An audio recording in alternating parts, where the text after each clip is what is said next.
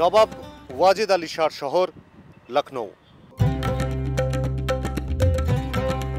নবাবদের প্রাসাদ, একাধিক সাজানো উদ্যানের শহর লখনৌ। বড়া ইমামবাড়া, ছোটা ইমামবাড়া, ভুলভুলাইয়ার শহর লখনৌ। বিরিয়ানির শহর লখনৌ। গজল, ঠুংরি, কত্থকের শহর লখনৌ। উর্দু শের ও শায়রির শহর লখনৌ।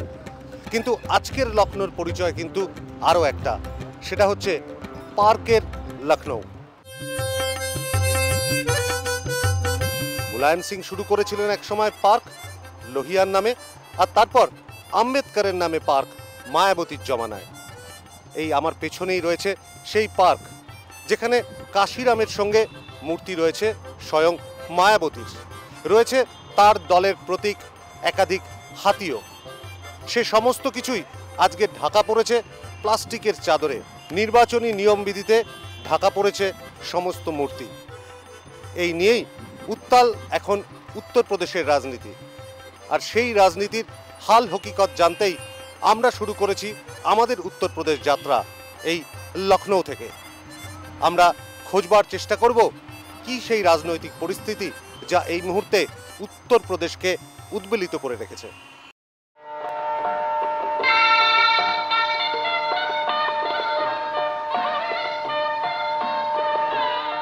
जब छोड़ चले लखनऊ नगरी, कई हाल के हम पर क्या गुजरी। लखनऊ থেকে বিদায় নেওয়ার সময়ে হতভাগ্য নবাব ওয়াজেদ আলী শাহ এই গানটি বেঁধেছিলেন। গত 2 দশকে অনেক রাজনৈতিক দলের হাল খানিকটা এরকমই হয়েছে। লখনৌর তখ্তে একাধিক দল এসেছে, আবার চলেও গিয়েছে। যারা লখনৌতে বেড়াতে এসেছেন তারা খুব ভালো করেই জানেন শহরের অন্যতম দর্শনীয় স্থান হলো এই ভুলভুলাইয়া। যারা চাক্ষুষ করেননি তারা এই গোলকধাঁধার গপ্প বইতে পড়েছেন, নয়তো টিভিতে দেখেছেন অথবা সিনেমাতে। এই মুহূর্তে গোটা উত্তরপ্রদেশের জনতা আটকে রয়েছেন এক রাজনৈতিক ভুলভুলাইয়াতে।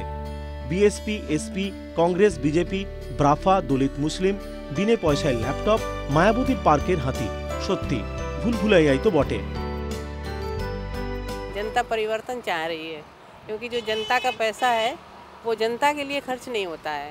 हर आदमी को काम मिले।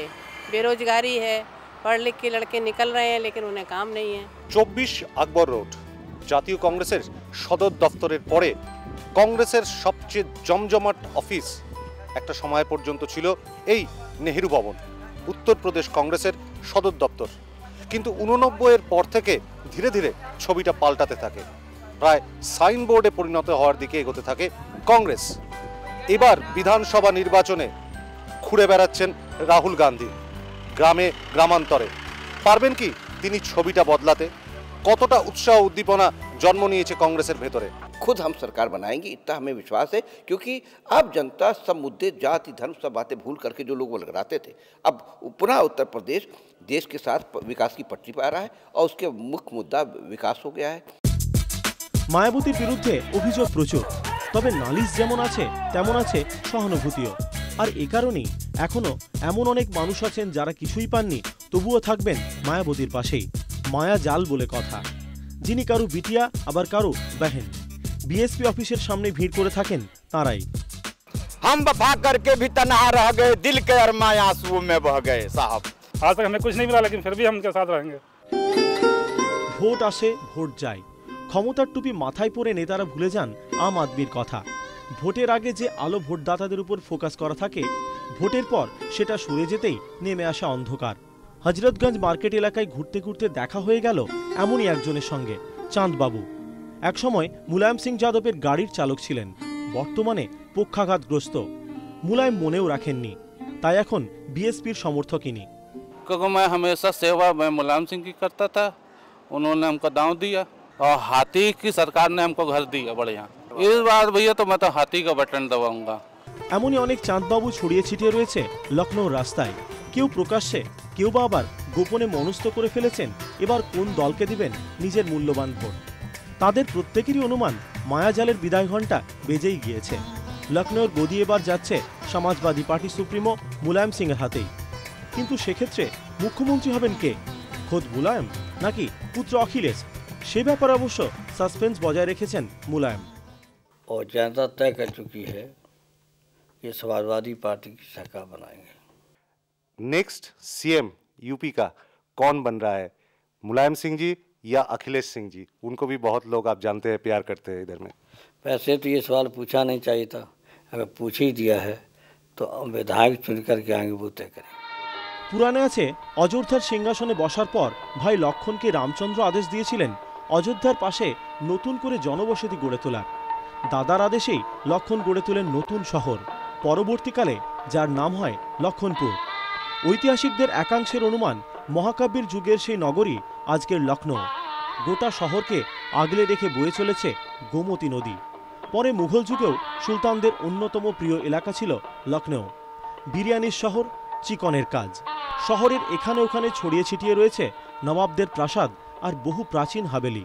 সূর্য ডোবার পর শহরের অলিগলি বেয়ে আজও বহু দূর থেকে ভেসে আসে উমরাও জানের মায়াবী কণ্ঠ। রং বেরঙের কাঁচের বন্ধ জানলা ভেদ করে কানে ঢোকে নুপুরের রিনিঝিনি। সঙ্গীত থেকে শুরু করে নৃত্য, বহু ঘরানার জন্মস্থল এই লখনৌ। শহরের সঙ্গে লতা পাতার মতো জড়িয়ে রয়েছে ইতিহাস। এহেন লখনৌ আবারও নির্বাচনের মুখোমুখি।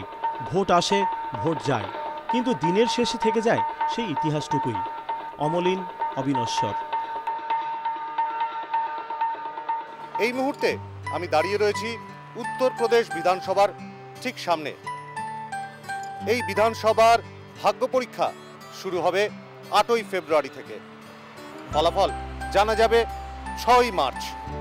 মায়াবতী কি পারবেন ধরে রাখতে বিধানসভায় তার সংখ্যাগরিষ্ঠতা? লখনৌ থেকে ক্যামেরায় মনোজ জয়সওয়ালের সঙ্গে রাজু ভট্টাচার্য, নিউজ টাইম।